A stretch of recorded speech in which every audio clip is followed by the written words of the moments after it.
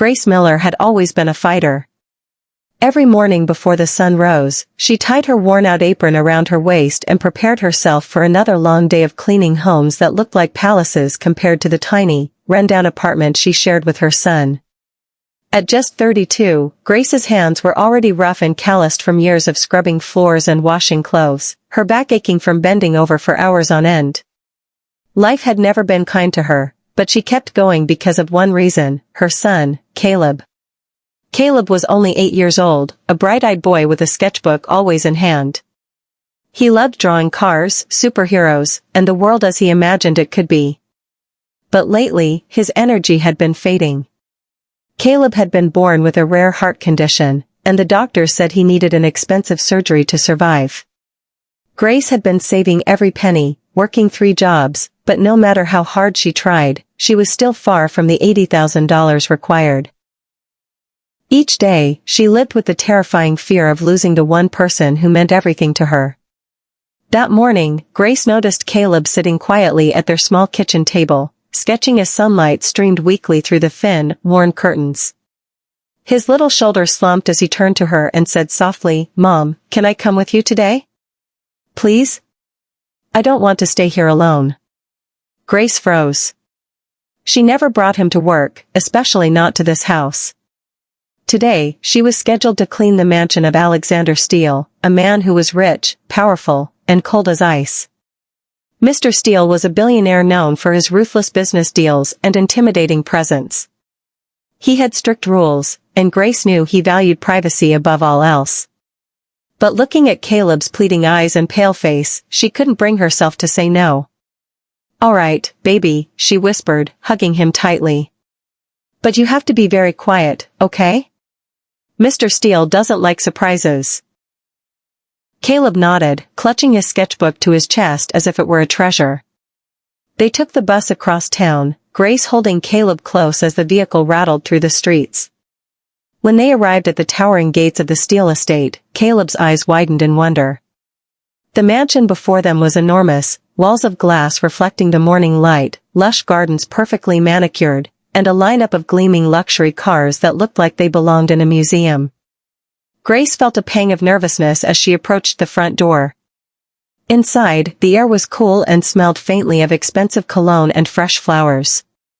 She placed Caleb on a small bench in the grand foyer and knelt down to his level. "Stay right here, sweetheart. I'll be just in the other room," she said, kissing his forehead. Caleb nodded obediently, opening his sketchbook to pass the time. Grace went to work quickly, dusting shelves and polishing floors, moving silently as always. She was almost finished with the dining room when she heard raised voices coming from the study. She froze, heart pounding, and realized it was Mr. Steele on a call. "I don't care how much it costs," his sharp voice barked. "Fix it. The deal must go through." Grace held her breath, terrified of making a sound. She tiptoed away, determined to avoid him at all costs. But then, out of nowhere, a soft giggle broke the tense silence. Grace's stomach dropped. She spun around and saw Caleb, her sweet, curious Caleb, wandering into the study, completely unaware of the danger. "Caleb!" Grace hissed in a harsh whisper, rushing forward. But it was too late. Mr. Steele had already turned to face them. The room fell silent as Mr. Steele's piercing blue eyes landed on the little boy. Grace expected him to explode with anger, maybe even fire her on the spot. She braced herself for the worst. But instead, something unexpected happened. Mr. Steele knelt down, lowering himself to Caleb's height. His voice, usually so cold and commanding, softened. "Well, hello there," he said gently. "And who might you be?" Caleb clutched his sketchbook nervously but managed to whisper, "I'm Caleb. I like drawing cars." Mr. Steele's gaze shifted to the notebook in Caleb's hands. "May I see?" he asked. Slowly, Caleb handed it to him. As the billionaire flipped through the pages, his expression changed. The hard lines of his face seemed to melt into something softer, something almost nostalgic. "These are very good," he murmured. "You've got real talent." Grace stood frozen, unsure of what to say or do. Finally, she stammered, I am so sorry, sir. He didn't mean to bother you. I'll take him out right away. But Mr. Steele surprised her again by shaking his head. No, he said firmly but kindly. Leave him. It's fine. Grace blinked, stunned. She had never seen this side of her boss before. Over the next hour, Caleb and Mr. Steele talked as if they'd known each other forever. Caleb showed him his favorite drawings, and Mr. Steele told stories about racing cars when he was younger. For the first time, the massive, cold mansion seemed alive with laughter. Grace watched from a distance, her heart filled with a strange mix of relief and confusion. But then, just as quickly as the happiness came, it shattered. Caleb suddenly clutched his chest, his face contorting in pain. Mommy, he gasped, before collapsing to the floor. Grace screamed, dropping her cleaning supplies and rushing to his side. Caleb! Oh my God, Caleb, she cried, shaking him. Mr. Steele leapt to his feet, his calm demeanor replaced by pure panic. What's happening to him? He demanded. Through her tears, Grace sobbed, it's his heart. He needs surgery, but I can't. I can't afford it. Without a moment's hesitation, Mr. Steele scooped Caleb into his arms.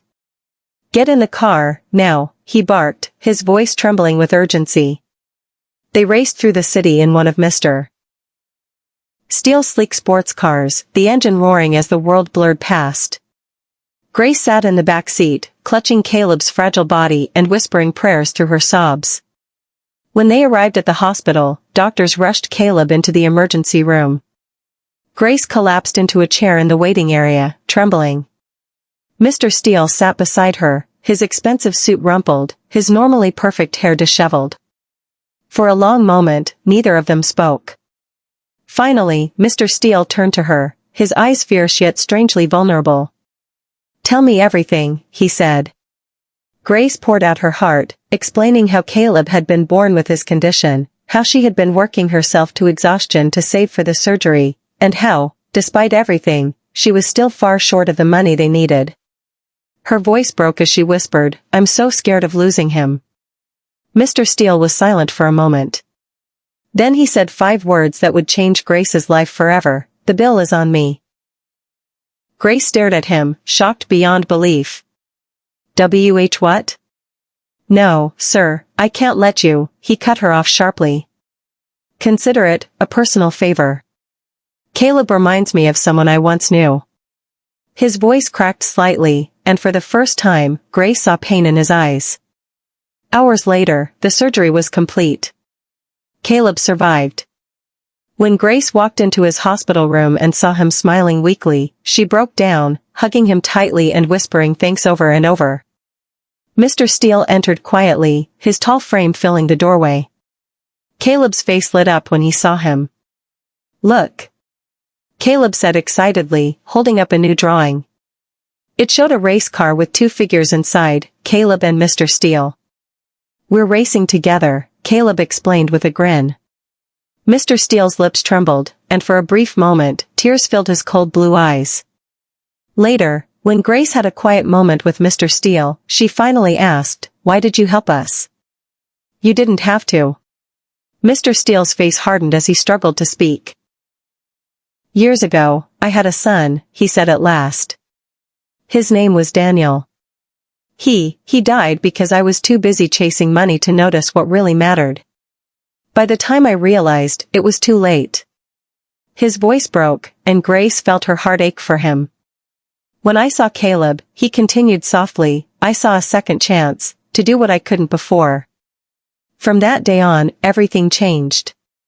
Mr. Steele didn't just pay for Caleb's surgery, he became a constant presence in their lives. He spent time with Caleb, encouraging his drawings and even taking him to see real race cars. Slowly, his cold, empty mansion filled with laughter and warmth. Grace continued to work for him, but now she did so with gratitude rather than fear. And though she could never repay him for what he'd done, she knew one thing for certain, sometimes, the most unexpected people can become the greatest blessings. In the end, Mr. Steele wasn't just a billionaire boss. To Caleb, he became the father he never had. And to Grace, he became living proof that kindness can come from the most unlikely places, even from a man whose heart had once been locked away behind walls of glass and steel.